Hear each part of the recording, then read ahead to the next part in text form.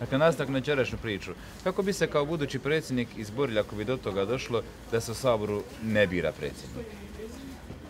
Tako što bi bilo nasilje nad demokracijom i nasilje nad građankama i građanima koji evo u svim anketama pokazuju da preko 90%, 94% naših građana želi birati predsjednika neposredno.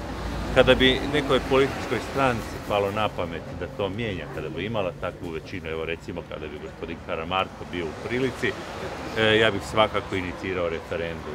Zajedno sa drugim građanima prikupio bi potpise i srušio bi takvu jednu nakaradnu ideju. Osim toga, evo moram reći da neki uspoređuju kancelarski sustav u Njemačkoj sa mogućim kancelarskim sustavom u Hrvatskoj. Ali vidite evo kako se ponaša gospodin Karamarko i kako prakticira demokraciju. Jasno je da niti je, nažalost, naša demokracija njemačka demokracija, a još manje je gospodin Karamarko Merkel.